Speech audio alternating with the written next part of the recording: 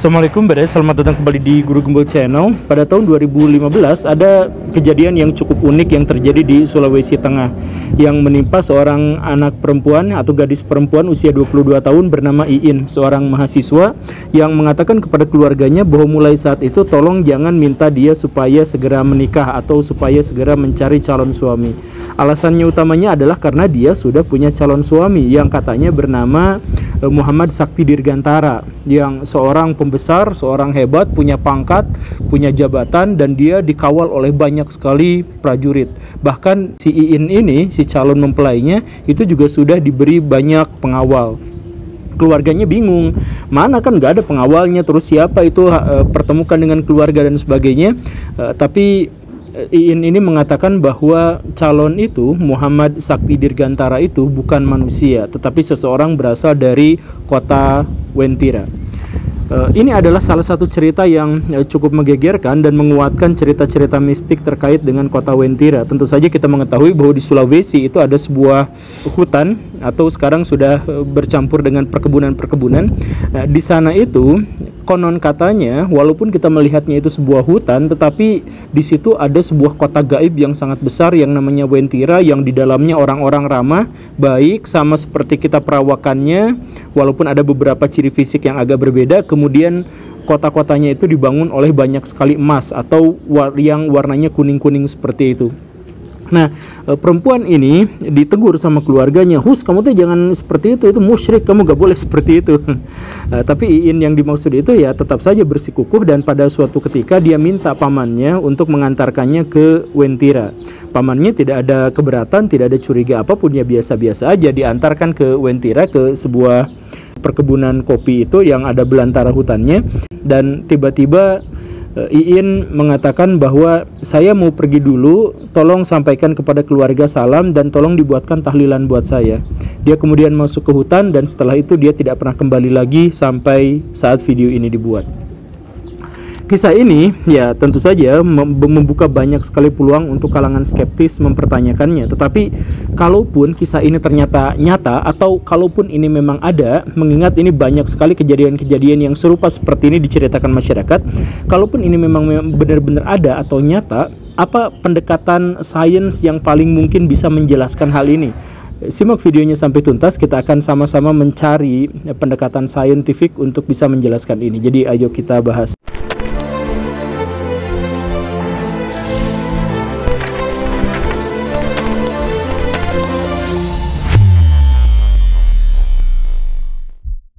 Gagasan bahwa dunia ini jamak atau banyak atau multiverse atau dunia paralel yang satu sama lain kadang-kadang bersinggungan atau berinteraksi, itu adalah sebuah gagasan yang sebenarnya jamak di seluruh dunia. Bangsa-bangsa di seluruh dunia memiliki cerita-cerita atau konsepsi-konsepsi tentang alam semesta yang jamak ini.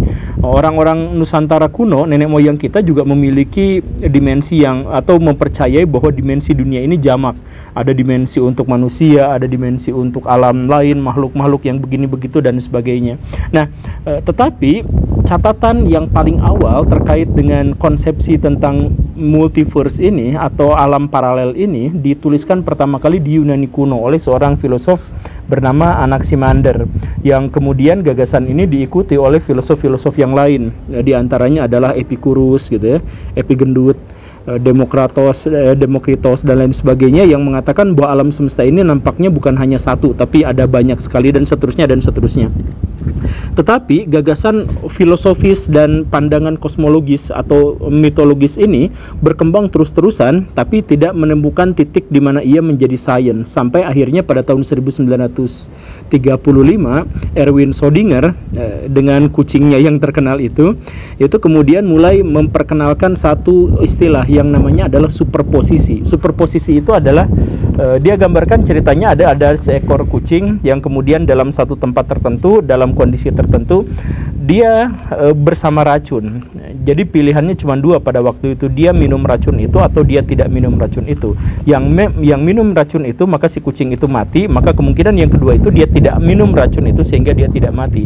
Dalam gagasan fisika, kalau misalkan kita berbicara tentang bahwa partikel itu gelombang, kemungkinan-kemungkinan itu adalah fakta sebenarnya di dunia nyata. Jadi kemungkinan-kemungkinan itu hanya bisa kita ukur setelah dia terjadi. Kalau misalkan masih berupa kemungkinan, maka dua-duanya adalah satu yang nyata gitu.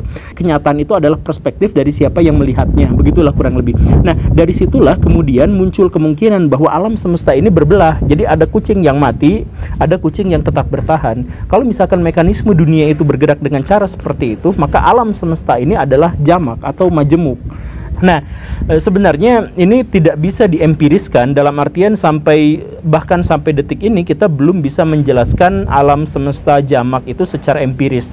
Tidak ada alat uji, tidak ada alat ukur yang bisa menjelaskan atau bisa yang menjangkau sesuatu yang kemudian menguatkan teori atau hipotesis tentang multiverse. Sehingga bisa dikatakan kalau misalkan dalam rumusan fisika itu, kalau misalkan multiverse itu nyata, maka sebenarnya alam semesta yang kita pahami sekarang itu harus dirombak total dari awal, gagasannya, konsepsinya, seluruh temuannya apa segala rupa memang harus dirombak. Nah, tetapi walaupun para saintis tidak menganggap bahwa ini adalah sebuah teori yang bagaimana menarik, tetapi tidak terlalu dipertimbangkan. Nah, tapi ini kemudian diambil alih oleh media massa, sehingga media massa itu memperkenalkan bahwa multiverse itu adalah sesuatu yang nyata atau sesuatu yang spekulatif secara sains. Jadi mungkin saja bisa terjadi seperti itu. Nah, karena media-media kemudian memberitakannya, maka film-film bermunculan yang basisnya itu adalah multiverse atau dunia paralel gitu ya, dokter aneh gitu ya, terus ya banyak yang monster yang gede itu, monster itu, kemudian dan lain sebagainya, kemudian buku-buku juga banyak yang menjelaskan tentang multiverse dan sebagainya. Nah, kenapa seperti itu? Atau setidaknya kenapa media-media massa itu memperkenalkan yang seperti itu, dan kenapa itu menarik perhatian banyak di antara manusia gitu, banyak di antara manusia modern gitu. Ya, alasannya itu dua. Alasan yang pertama itu adalah bahwa hipotesis multiverse itu atau dunia paralel itu memberikan kepada kita peluang untuk memecahkan paradoks kakek. Kan di dunia fisika itu ada yang namanya paradoks kakek. Jadi paradoks kakek itu ya mungkin Baraya tahu ya, tapi saya jelasin aja sedikit. Jadi Baraya itu memiliki mesin waktu. Kenapa? Karena Baraya itu secara fisika punya potensi untuk memiliki mesin waktu. Kenapa? Karena waktu itu adalah relatif, sehingga dalam kondisi tertentu, misalkan kita bergerak mendekati atau melebihi atau menyamai kecepatan cahaya, misalkan ya secara teoritis ya, maka sebenarnya waktu itu tidak berpengaruh bagi kita. Kalau misalkan kita sudah bisa merekayasa ruang dan waktu, kalau kita misalkan sudah menyamai kecepatan cahaya misalkan, maka terbuka kemungkinan kita bisa ke masa depan atau ke masa lalu, begitulah. Jadi secara teoritis mesin waktu itu ada gitu, atau secara teoritis mesin waktu itu mungkin. Bahkan sekarang ada sebuah proyek yang memang sedang berlangsung, sedang berproses, yang dikenal sebagai warp drive, di mana kita bisa memampatkan ruang dan waktu di depan kita untuk bisa mencapai tujuan tertentu yang jauh di sana gitu. Jadi nanti perjalanan antar galaksi, antar bintang itu bisa saja dilaksanakan dengan teknologi warp drive, walaupun masih banyak kesulitan di sana, tetapi secara teoritis itu mungkin gitu. Nah, kalau misalkan ruang dan waktu itu secara relatif mungkin bisa kita rekayasa, berarti kita bisa ke masa lalu atau ke masa depan misalkan, maka mungkinkah kita membunuh kakek kita? Nah, itu kan pertanyaan yang paradoks. Kalau kita gak bisa ngebunuh, lah kan kita bisa ke masa lalu, kita bisa melakukan apapun di masa lalu. Kalau misalkan kita bisa membunuh si kakek itu dan kakek itu mati, kakek kita mati, lah siapa yang ngebunuh kakek kita? Kan kalau kakek kita masih muda kemudian dibunuh, ya kita gak pernah ada gitu. Nah, paradoks kakek ini bisa terjelaskan kalau misalkan pendekatannya itu adalah dunia paralel, di mana kalau misalkan kita misalkan kembali ke masa lalu kemudian membunuh kakek kita, masa lalu kita itu sebenarnya bukan masa lalu tetapi masa depan, tapi ada di dunia yang lain gitu. Nah, itu yang pertama yang membuat hipotesis multiverse itu menarik gitu, karena bisa memecahkan paradoks itu. Kemudian yang kedua itu, hipotesis ini menarik, multiverse ini menarik adalah karena pengalaman kita banyak mengkonfirmasi itu, atau setidaknya tradisi dan budaya kita yang mengakumulasikan banyak sekali cerita-cerita pengalaman orang lain itu bisa mengkonfirmasi tentang multiverse itu. Contohnya ginilah, kan Baraya tahu ya, orang-orang Indonesia banyak disuguhi berita kalau misalkan ada orang yang datang ke gunung panjat gunung gitu, main-main, tapi kemudian dia sempat hilang berhari-hari. Pas ketemu lagi dia mulai bercerita bahwa sebenarnya dia bertemu dengan satu desa atau satu kota, atau di situ ada pasar apa dan sebagainya yang sejatinya tidak pernah ada di sana, tapi dia mengaku ada di sana gitu. Itu kita bisa bilang aja bahwa itu adalah halusinasi, itu bisa kita katakan itu delusi, itu ngarang saja dan sebagainya. Tapi mungkinkah itu sebenarnya adalah memang di dunia yang lain orang itu menembus dimensi, di dunia yang lain memang di situ ada pasarnya yang tidak kita sadari gitu, di dunia paralel yang lain misalkan begitu kan.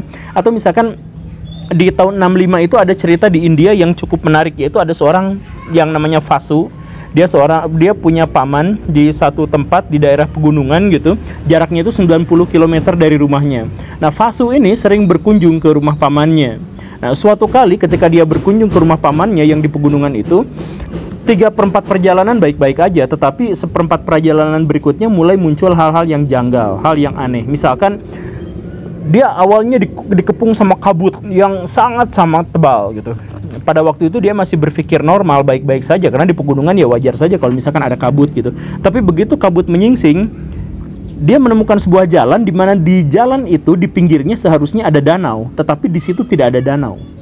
Bukan danaunya kering, tetapi memang di situ tidak ada danau. Kan kita bisa membedakan mana danau kering, dan mana di situ bukan danau gitu. Kan kita bisa membedakannya. Nah, di situ seharusnya ada danau, tetapi Vasu pada waktu itu tidak menemukan danau sama sekali. Bahkan tidak menemukan danau yang kering. Mulai aneh, tapi dia lanjutkan perjalanan saja sampai di satu perkampungan di mana seharusnya pamannya tinggal di situ. Dia menemukan bahwa bangunan-bangunan tertata dengan tempat yang sama, posisi yang sama, tapi beberapa bangunan memiliki detail yang berbeda. Dia aneh, tapi ya sudah, dia datang ke pamannya, ketok-ketok pintu. Ternyata rumah itu dihuni bukan oleh pamannya, tapi oleh seseorang yang sama sekali tidak pernah dia temui seumur hidupnya. Dia katakan, pamannya di mana? Si orang itu mengatakan, saya tinggal di sini dan saya bukan paman kamu, saya nggak akan di paman kamu siapa, dan seterusnya dan seterusnya. Wah, kok bingung kenapa bisa seperti ini ya? Dia cekcok, dia mulai marah. Ini paman saya ada di sini, bahkan kemarin-kemarin saya kesini, ini paman saya masih di sini. Ya kamu jangan ngajak ribut, ini rumah saya, ngapain kamu tiba-tiba datang ke sini terus marah-marah? Gitu, datang kan tetangga, Pak RT, Pak RW dan sebagainya, sampai akhirnya Vasu ini nyari orang yang paling dia kenal. Kan dia sering datang ke rumah pamannya itu. Dia nyari orang yang dia kenal di situ, kemudian ketemu. Pak, kenal sama saya nggak? Ya enggak lah, siapa kamu di sini? Tapi ini paman saya, namanya ini, tinggalnya di sini, bla bla bla bla bla bla gitu. Nah, si tetangga itu mulai berpikir, namanya itu tinggal di sini. Loh, kamu siapa? Saya Vasu. Kamu Vasu loh? Bukannya kamu udah meninggal? Jadi kata si tetangga itu, ternyata pamannya dan Vasu itu dan satu keluarga meninggal akibat kecelakaan 20 tahun yang lalu. Ketika Vasu pada waktu itu berusia 12 atau 13 tahun. Ini kamu kok udah gede, lo kok udah tua? Oh iya, mukanya emang mirip, tapi wah. Jadi si tetangganya itu bingung karena orang yang seharusnya udah meninggal, tapi di situ malah masih ada gitu. Vasunya malah makin bingung. Pak, saya masih hidup, keluarga saya masih hidup di kota Anu, di kota Ana. Paman saya juga seharusnya masih hidup di sini. Kenapa? Terjadi keributan-keributan karena si Vasu itu ya mungkin memiliki koneksi dengan pejabat, dengan tentara, dengan polisi. Dia pulang langsung balik lagi bawa polisi. Tapi ketika dia sudah balik lagi bawa polisi, dia nggak menemukan danaunya ada lagi, rumahnya ada lagi, dan pamannya ada lagi di situ. Dan semuanya baik-baik saja, terjadi seperti sedia kala, tidak ada apapun. Nah, ini cerita tahun 65 yang cukup menarik juga. Sampai sekarang juga belum terjelaskan apakah Vasu pada waktu itu sebenarnya adalah pindah ke dimensi yang lain. Atau kan ada juga kisah yang menarik yang melibatkan Gus Dur. Baraya tahu kan Kang Maman, seorang wartawan yang terkemuka yang saya suka sekali, dan saya tidak memiliki alasan untuk menyebut bahwa beliau itu adalah pembohong gitu. Tapi ada cerita yang memang tidak masuk akal yang pernah berhubungan dengan Kang Maman dan Gus Dur. Jadi Kang Maman itu katanya itu pernah hampir dipecat sama Gramedia gara-gara mewawancarai Gus Dur yang palsu. Jadi suatu kali dia datang ke kediaman Gus Dur, kemudian ngobrol, kemudian minta wawancara. Gus Dur seneng, wow, wawancara aja, TikTok biasa, ngomong seperti Gus Dur, ngebacot seperti Gus Dur, bercanda seperti Gus Dur dan sebagainya. Memang Gus Dur di rumahnya pula gitu ya, biasa-biasa aja. Ya, sesudah diwawancara agak ada kejanggalan pada waktu itu karena Gus Dur itu kan harusnya sholat Jumat pada waktu itu hari Jumat, kok ini sholat Jumat dilabrak gitu. Kang Maman ya karena kiainya nggak sholat Jumat ya saya juga ikutan aja nggak sholat Jumat gitu ya, mungkin ada rukhsah atau ada apa gitu ya sudah ikutan aja.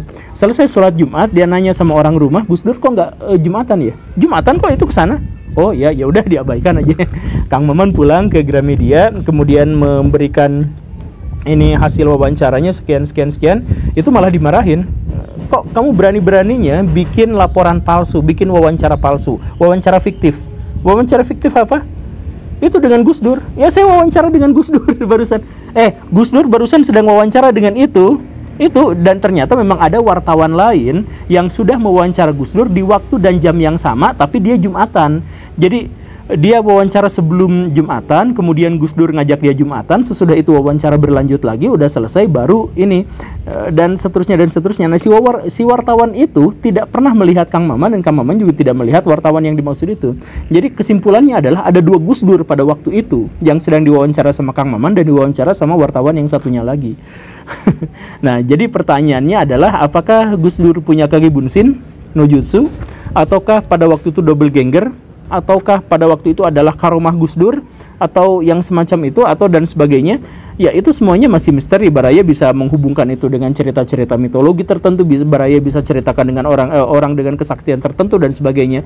Tapi balik lagi kalau misalkan pendekatannya adalah dunia paralel, maka sebenarnya karena dunia ini berinteraksi bisa aja ada Gus Dur ini dengan Gus Dur itu dan ada ribuan Gus Dur di universe yang lain yang karena satu dan lain hal itu bersinggungan dunianya sehingga ada dua Gus Dur di dunia yang sekarang gitu. Bisa aja seperti itu ya, kita nggak pernah tahu. Tapi saya yakinkan sekali lagi cerita-cerita semacam ini bukan hanya ada di Indonesia dan bukan hanya ada di zaman now, tapi merentang dalam sejarah dan ada di seluruh bangsa di seluruh dunia. Silahkan Baraya berspekulasi, silahkan Baraya berkomentar, kita bebas-bebasan aja. Terima kasih karena sudah menyimak. Saya Guru Gembul. Assalamualaikum warahmatullahi wabarakatuh.